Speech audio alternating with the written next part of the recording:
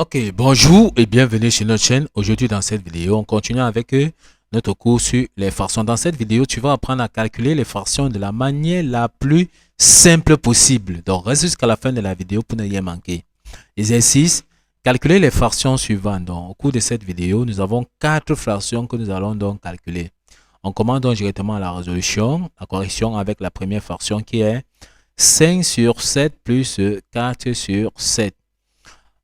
On va donc retenir ceci. Voici donc la barre de fraction. Ce qui est au-dessus de la barre de fraction ici comme 5, on appelle ceci le numérateur. Donc 5 c'est le numérateur. Ce qui est en bas de la barre de fraction, c'est le dénominateur. Donc 7 ici, c'est le dénominateur de la première fraction. On va donc dire maintenant que, bon à savoir, pour additionner donc deux fractions, il faut qu'ils aient le même dénominateur. Donc comme c'est le cas ici, le dénominateur de la première fraction c'est 7. Le dénominateur de la deuxième fraction, c'est 7. Ça veut donc dire qu'on peut les additionner ensemble. Donc, leur dénominateur commun, c'est tout simplement donc 7. On peut donc mettre tout simplement donc 7 au dénominateur, qui est leur dénominateur commun. Tout ce qu'on aura à faire, c'est d'additionner leur numérateur. Donc, on va faire 5 plus 4. Donc, on va faire tout simplement ici 5 plus 4. Or, 5 plus 4, c'est 9. Et au dénominateur, nous avons vu que nous avons donc 7. On peut donc encadrer le résultat. Tout ce qu'on a fait, c'est de vérifier si le résultat n'est plus simplifiable. Donc, le résultat, c'est tout simplement 9 sur 7. On passe donc à l'expression B. On recopie déjà l'autre expression donc de B. B qui est 8 sur 5 moins 4 sur 5 ou 4 cinquièmes. On veut donc calculer ceci. Ce qu'on va observer, c'est quoi? On a dit que pour additionner deux fractions, il faudrait qu'ils aient le même dénominateur. Lorsque nous regardons dans le dénominateur de la première fraction, on voit bien que c'est 5. Lorsque nous regardons le dénominateur de la deuxième fraction, on voit aussi également que c'est 5. Ça veut dire qu'on peut les additionner ensemble. Donc, directement, leur dénominateur commun sera donc 5. On peut donc mettre 5 comme leur dénominateur commun. Tout ce qu'on aura à faire, c'est d'additionner leur numérateur. Donc, on va faire tout simplement 8 moins 4. Donc, on peut donc dire qu'ici, on aura le numérateur 8 moins 4. Or, 8 moins 4, c'est 4. Le dénominateur, nous avons déjà vu que le dénominateur commun était 5. On peut donc encadrer le résultat. Tout ce qu'on a fait, c'est de vérifier si ce n'est plus simplifiable. Donc, le résultat final, c'est 4 cinquièmes ou 4 sur 5.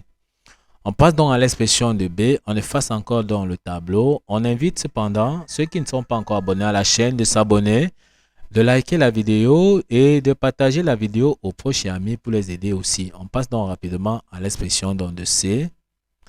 L'expression de C, c'est 3 cinquièmes. Donc, nous avons donc 3 cinquièmes plus 1 tiers. Ça sera donc égal à quoi? On regarde dans nos deux fractions ici. Le dénominateur de la première fraction, c'est 5. Le dénominateur de la deuxième fraction, c'est 3. Ils n'ont pas le même dénominateur. Or, on a dit que pour additionner deux fractions, il faut qu'ils aient le même dénominateur. Ça veut dire qu'ici, il va falloir trouver dans le dénominateur commun. Comment on trouve dans le dénominateur commun? On prend tout simplement dans le dénominateur de la deuxième fraction, qui est donc 3 ici.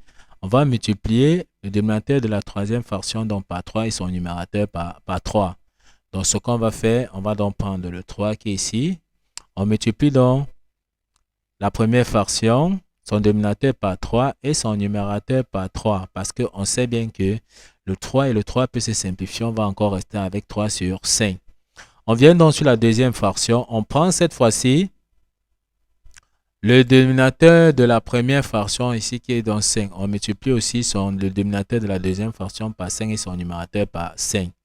Donc, en multipliant, on va multiplier ici donc par 5. On multiplie aussi le numérateur par 5.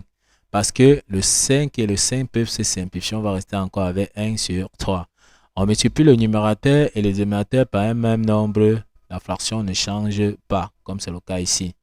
Mais le plus important, c'est de savoir bien que 5 fois 3, ça va nous donner 15. Donc, le dénominateur de la première fraction, on voit que c'est 15. 3 fois 5, ça nous donne également donc 15. On voit qu'on aura cette fois-ci le dénominateur commun. Donc, on va donc réécrire notre expression. 3 fois 3, ça nous donne 9. Et nous avons vu que 5 multiplié par 3, ça nous donne 15. La deuxième fraction, plus, on multiplie 1 fois 5, ça nous donne 5. Et 3 fois 5, ça nous donne 15. Donc, On aura donc 1 fois 5, ça nous donne 5. Et ici, on aura 3 fois 5, ça nous donne 15. On voit donc que cette fois-ci, on voit bien qu'ils ont le même dénominateur qui est donc 15. Donc, le dénominateur commun ici, c'est 15. On voit bien, comme ils ont le même dénominateur, ça veut dire qu'on peut les additionner ensemble d'après ce que nous avons dit. Donc, on recopie tout simplement, on maintient le dénominateur ici. Le dénominateur commun, c'est 15. Tout ce qu'on a fait, c'est d'additionner le numérateur. Donc, on fait donc 9 plus 5. 9 plus 5, ça nous donne 14. Tout ce qu'on a fait, c'est d'encadrer, vérifier si ce n'est plus simplifiable. Donc, on encadre tout simplement dans le résultat final. On voit que le résultat, c'est 14 sur 15. On passe donc directement à l'expression de 2 neuvième moins 5 demi. On va vous laisser tout simplement dans le soin de calculer l'expression dans les D. Puis nous laisser vos réponses en commentaire pour montrer que vous avez suivi la vidéo jusqu'à la fin et que vous avez suivi tous les exemples que nous avons traités jusqu'ici. Nous allons vérifier le résultat pour voir si vous avez donné la bonne réponse. Ok, nous sommes donc arrivés au terme de cette vidéo. Ne manquez pas de vous abonner à la chaîne, de liker la vidéo, de partager la vidéo aux proches et amis et d'activer donc la cloche de notification pour ne plus manquer nos prochaines vidéos. Sur ce, à bientôt!